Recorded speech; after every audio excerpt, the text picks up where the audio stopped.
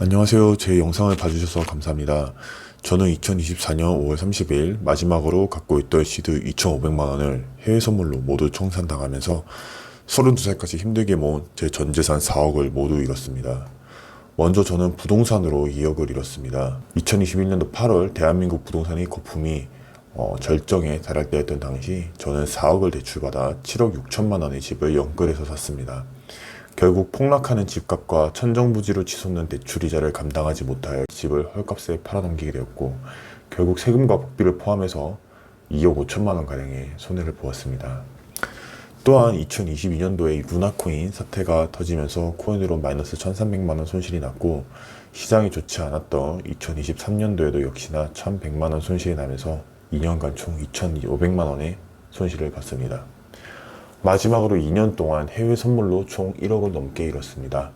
2022년 12월부터 2023년 12월 1년간 총 6,600만원 손실, 2024년 1월부터 5월까지 올해 5개월간 총 4,100만원 손실, 1년 6개월간 정확하게 총 1억 700만원을 잃었습니다. 그렇게 저는 2년 만에 힘들게 모은 전재산 4억을 모두 잃었습니다. 그리고 남은 건 K뱅크의 신용대출 4천만원과 현대캐피탈 2천만원 신용대출. 뭐가 어디서부터 어떻게 잘못된 건지, 잘 나가던 제 인생이 어떻게 이렇게 나락으로 떨어지게 되었는지 말씀드려 보겠습니다. 구독과 좋아요는 저에게 큰 힘이 됩니다. 저는 서울의 명문대를 학점 4.0이 넘는 우수한 성적으로 졸업하였습니다.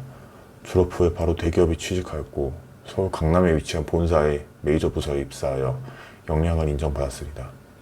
저는 높은 연봉과 더불어 코로나 시기에 저금리 유동성이 시장에 풀린과 동시에 주식과 가상화폐와 같은 재테크 투자를 열심히 하여 30살이라는 어린 나이에 외제차와 자가집을 소유하게 되었습니다.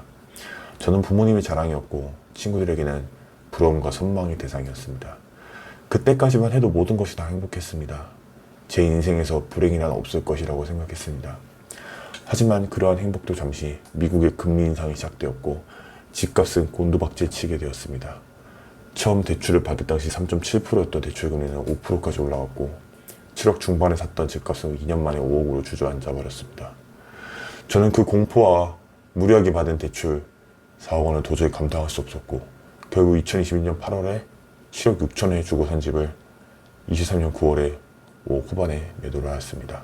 대출 이자와 취등세, 등기비와 같은 각종 비용을 포함하면 무려 2억 5천 가까이를 손해보고 집을 팔게 된 거죠. 그렇게 부동산에서 큰 손해를 본 저는 손실을 만회하기 위해 남은 시드 1억 5천을 받고 무리한 투자를 시작하였습니다. 급등하는 알트코인에 추격 매수를 하다가 몇백 단위의 손실을 보았고 결국 2년간 2,500만원의 손실을 입었습니다. 그렇게 남은 시드는 1억.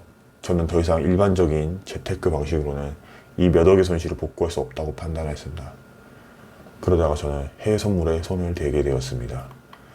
처음 한두 달의 승률이 정말 높았습니다. 하루에 적게는 10만원, 많게는 50만원, 100만원씩 수익을 내면서 잃었던 투자 금액을 1년 안에 복구시킬 수 있겠다는 희망을 가졌고 저는 오로지 트레이드에만 전념하기 위해 잘 다니고 있던 회사를 퇴사하고 전업 투자자의 길을 가게 되었습니다.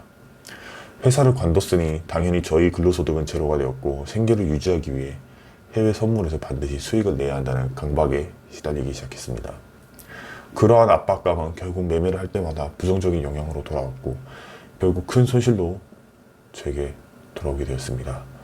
하루에 수십 수백만을 벌다가 갑자기 하루아침에 반대 매매로 몇천만 원을 날리게 되면서 매매에 대한 자신감을 잃었습니다.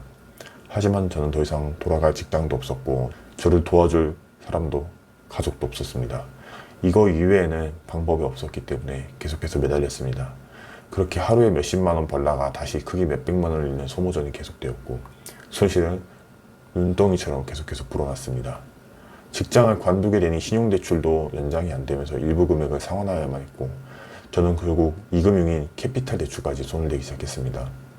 신용대출까지 끌어당긴 저는 이번이 마지막 기회라고 생각하며 나스닥 하락에 풀베팅을 걸었고 2024년 5월 31일 남은 돈 2,500만원까지 전부 탕진하였습니다.